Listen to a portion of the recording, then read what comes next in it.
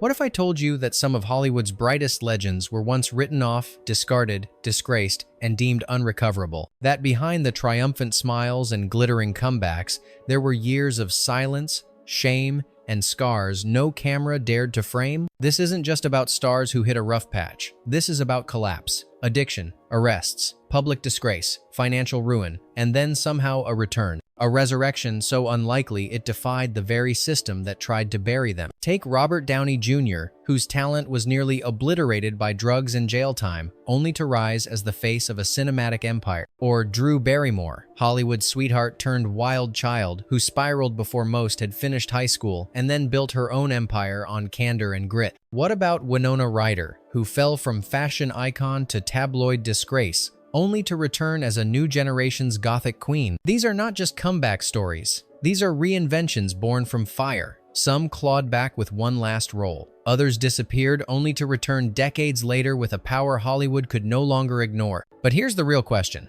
Did they truly make it back? Or did they simply become more palatable versions of themselves? In this episode, we pull back the velvet curtain on 20 stars who lost everything and somehow rewrote their endings. Which redemption arc will shock you most, and which one still feels unfinished? 1. Robert Downey Jr., the studio system's favorite liability. At one point, Robert Downey Jr. wasn't just troubled, he was radioactive. Hollywood's golden boy, praised for his brilliance in Chaplin, became a walking disaster in and out of jail, rehab, and courtroom drama. The industry loved him, but the insurance companies didn't. He became uninsurable, untouchable, and ultimately unemployable. The son of underground filmmaker Robert Downey Sr., Robert grew up with substances as part of the family routine. By the late 90s, he had become the perfect cautionary tale, a gifted actor who couldn't stay clean long enough to finish a project. Directors loved him, but studios couldn't risk him. He was dropped from Ally McBeal, arrested multiple times, and seen as a lost cause. Then came a miracle in the form of a low-budget film, Kiss Kiss Bang Bang, 2005. It wasn't a massive hit, but it reminded people why he mattered. Just a few years later, Iron Man launched and the impossible happened. Downey went from has-been to the literal face of Marvel's global empire. But here's the irony.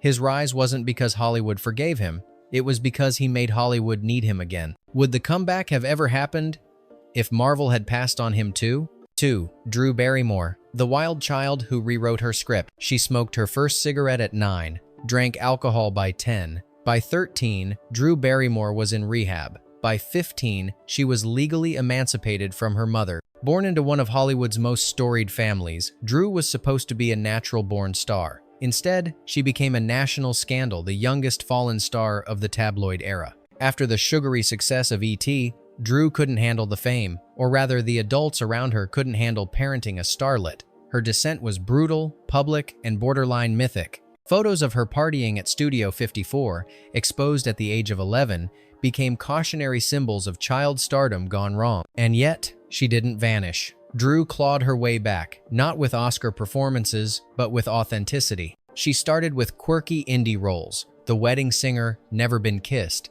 and soon built a career on her own terms. Then came her own production company, her own show, her own narrative. Her comeback wasn't just about acting, it was about control. Control over image, choices, legacy. Is it possible she had to be destroyed early to rebuild into someone Hollywood could never own again? 3. Winona Ryder, from mugshots to millennial icon. In the 90 seconds, Winona Ryder wasn't just a star. She was the symbol of intelligent, mysterious femininity. From Heathers to Edward Scissorhands, she was both muse and rebel, the indie queen who could carry a blockbuster. But in 2001, that image shattered. Caught shoplifting thousands of dollars worth of luxury goods from Saks Fifth Avenue, Winona's name became a punchline. The media had a field day. The studio system turned cold. Roles dried up. Ryder, once courted by every major director, was now too unstable to ensure a phrase that has ruined more careers than bad box office ever could. For a time, she all but vanished. Then, like a ghost from a different era, she reappeared in Stranger Things, 2016.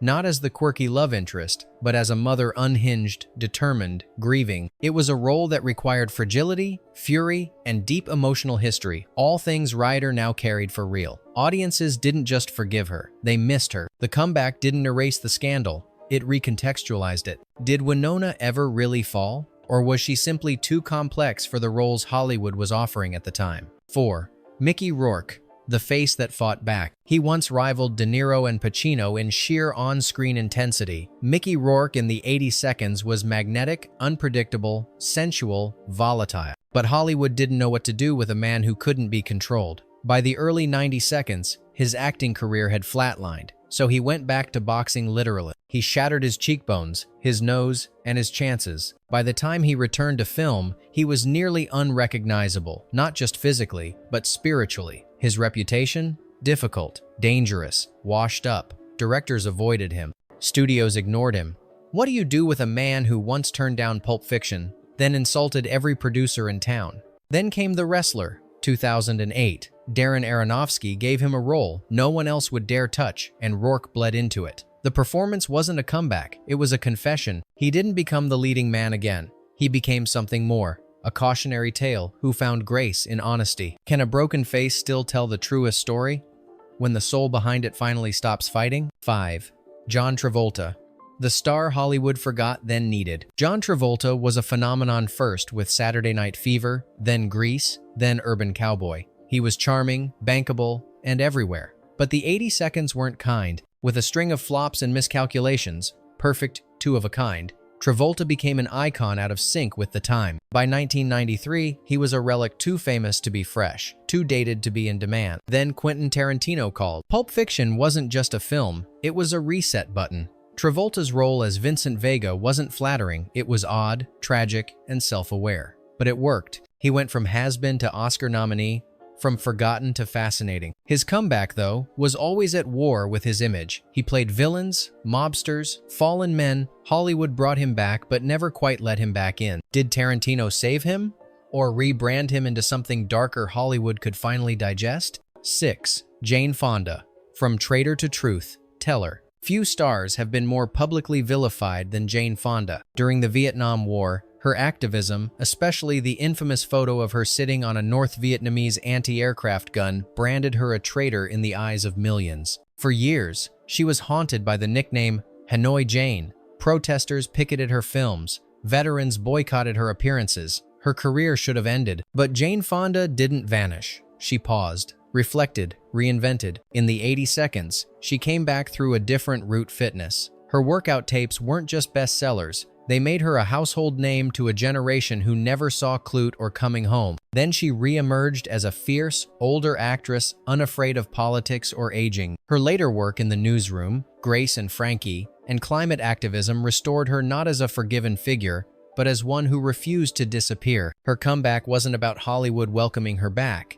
It was about her refusing to let Hollywood define her exit. Can a career recover when the nation refuses to forget, or is the only true redemption found in never asking for it? 7. Martin Sheen, broken by the bottle, redeemed by the West Wing. Martin Sheen was always the intense one, the fire-eyed actor who gave Apocalypse Now its haunted soul. But few knew that the man behind Captain Willard was drowning. In the 1,970 Seconds and 80 Seconds, Sheen battled severe alcoholism, depression, and an identity fractured between his working-class roots and the elitist Hollywood machine that wanted to claim him. His personal breakdown during the filming of Apocalypse Now was more than method acting. It was a real heart attack brought on by emotional collapse. And for a while, it looked like Sheen might fade into the shadows of supporting roles and personal regret. But something shifted. Sheen sobered up. He leaned into his activism, found purpose beyond the camera, and re-emerged as President Josiah Bartlett in The West Wing. The role wasn't just a career revival,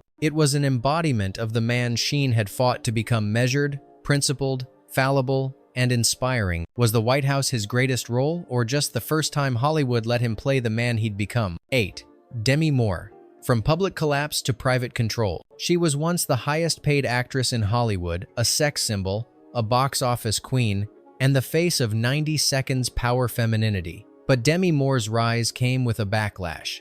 After striptease and GI, Jane flopped, the knives came out. Her high-profile marriage to Ashton Kutcher turned into tabloid catnip. Then came the divorce, the rehab rumors, the viral breakdown. By 2012, She wasn't a movie star anymore. She was a cautionary tale, another woman discarded by Hollywood after 40. But more didn't disappear. She stepped back, wrote a memoir that gutted her own mythology, told the stories no publicist would have allowed. In Inside Out, she revealed childhood trauma, addiction, miscarriages, not as headlines, but as testimony. The book didn't just humanize her, it reset her image on her terms. In an industry that strips women down to sell them, did Demi finally reclaim the right to be whole? 9. Ellen Burstyn, the comeback that didn't care about Hollywood. Ellen Burstyn walked away, not because she had to, but because Hollywood stopped making roles worth her time. After a towering run in the 1,970 seconds, The Exorcist, Alice Doesn't Live Here Anymore, Requiem for a Dream,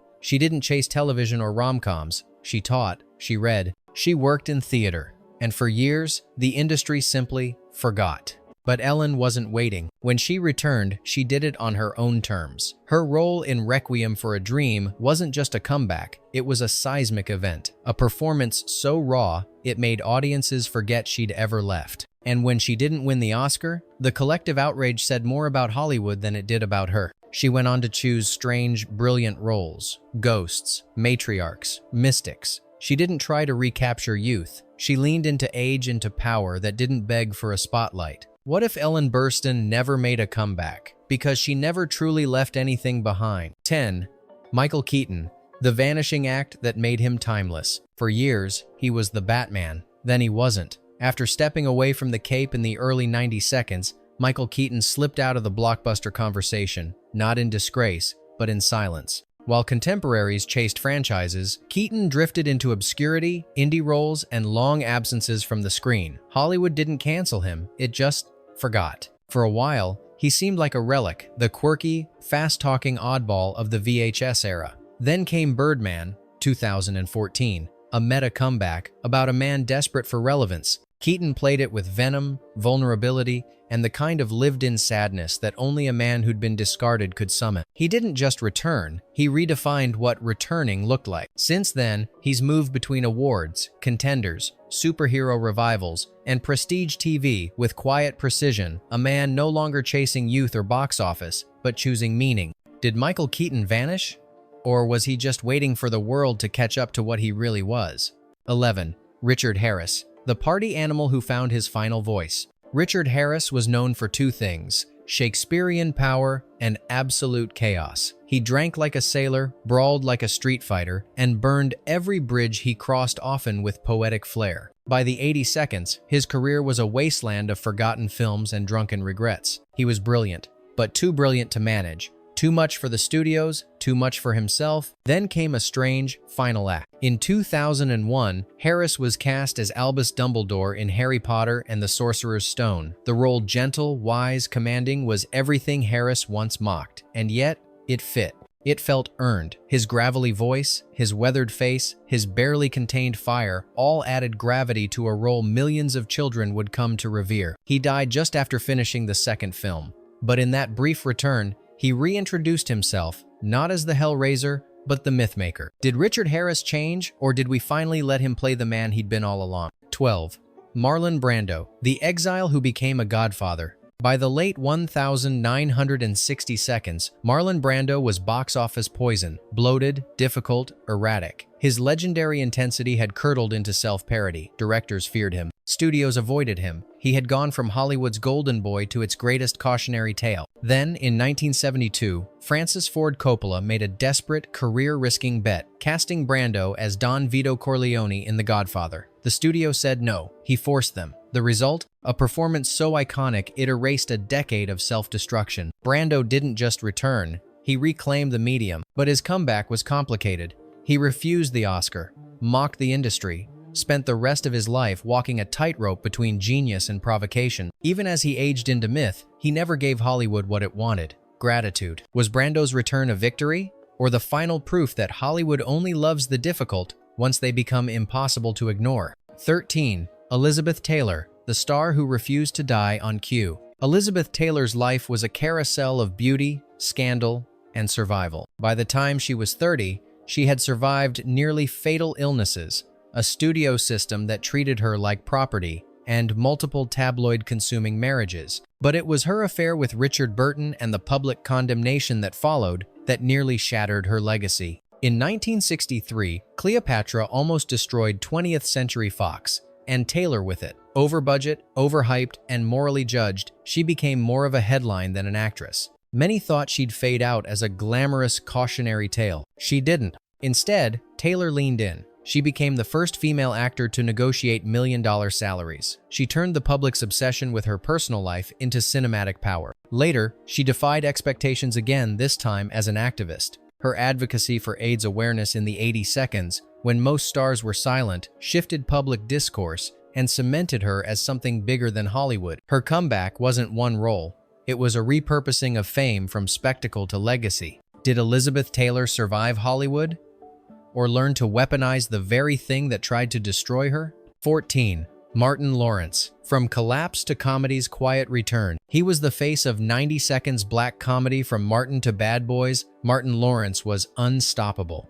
But fame, like fire, burned through him quickly. In 1996, he was hospitalized after a public breakdown, wandering into traffic with a gun, yelling about threats no one else could see. It wasn't a scandal, it was a full mental health crisis. The media didn't know how to cover it, so they mocked it. His career slowed, films flopped. He became a liability in the industry that once worshipped his timing. But Lawrence returned, not with a rebranding, but with patience. When Bad Boys for Life dropped in 2020, he was older, softer, and more grounded. The comeback wasn't loud, it was steady. More importantly, he began to speak slowly, carefully about his struggles, about needing space, rest, and healing. His return wasn't about proving he was still funny. It was about showing he was still here. Can Hollywood ever truly make space for mental health, or only when the punchlines dry up? 15. Tatum O'Neal, the child star who had to rescue herself. She was the youngest Oscar winner in history, 10 years old, a sensation in Paper Moon, dazzling alongside her own father.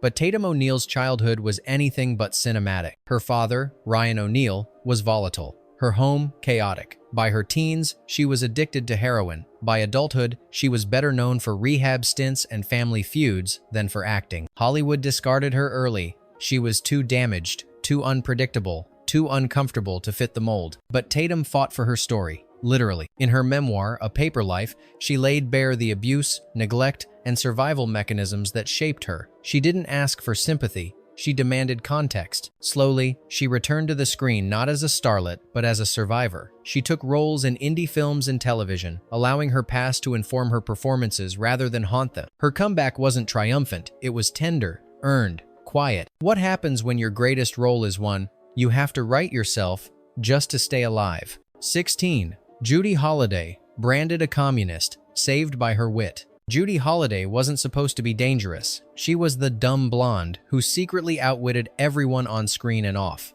Her Oscar-winning turn in Born Yesterday made her a national sweetheart. But in 1952, her career hit a wall not built by talent or box office, but politics. She was blacklisted, quietly. Her name appeared in whispers on government watch lists during the height of McCarthyism. She was never officially banned, but suddenly, studios stopped calling. TV appearances vanished. Offers dried up. Instead of pleading innocence, Judy outsmarted the system. She testified before the Senate Internal Security Subcommittee, not with rage, but with strategy. Playing the very dizzy blonde persona that had made her famous, she dodged political landmines with wordplay and sly misdirection. She never named names, she never confessed, but she left the room untouchable. Her return wasn't loud, it was theatrical. She went back to the stage, where the blacklist held less sway. And for a brief, brilliant window, she was back. Cancer ended her story too early, but her legacy? A masterclass in surviving not by force, but by finesse.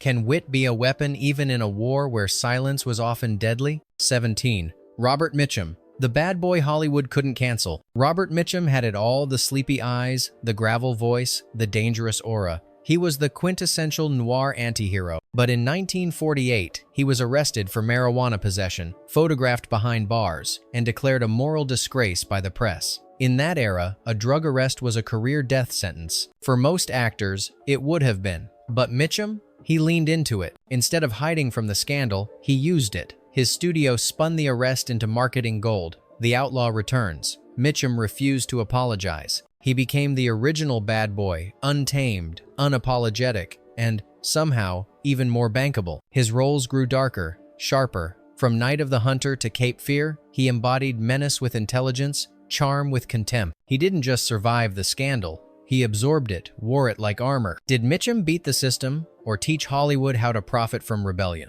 18. Anne Bancroft, the star who stepped off the stage and came back on her own terms. After her iconic performance as Mrs. Robinson in The Graduate, Anne Bancroft was everywhere discussed, admired, imitated, but the fame never sat right. She resented being typecast as a seductress, a symbol, a surface. So she disappeared, not into addiction, not into disgrace, but into intention. She turned to theater, to quieter films, to family. While Hollywood kept chasing younger versions of her, Bancroft redefined what it meant to be a working actress without playing the fame game. She returned, again and again, in small bursts: 84 Charing Cross Road, Agnes of God, G.I. Jane. Each role mature, sharp, often under-celebrated. She was never interested in a grand comeback. She was interested in truth. And when she passed in 2005, there was no last gasp, no public spiral. Just a body of work that refused to fade because it was never built to be loud. Can you disappear and still remain unforgettable? 19.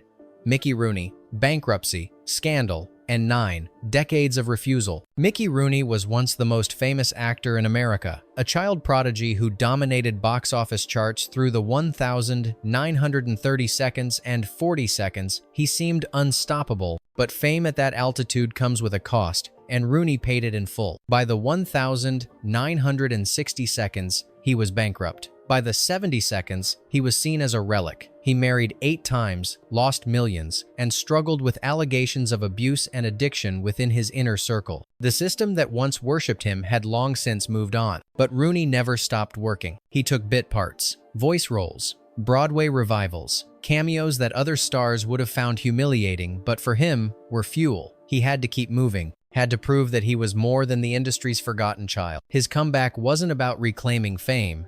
It was about refusing to disappear until the very end. Was Mickey Rooney a tragic echo of Hollywood's cruelty, or its most relentless survivor? 20. Nick Nolte, the mugshot that became a mirror. In the late 1,990 seconds, Nick Nolte was at the top of his game: Oscar nominations, critical acclaim, a gruff charm that directors couldn't resist. Then came the 2002 mugshot, unshaven, wild-haired, glassy-eyed.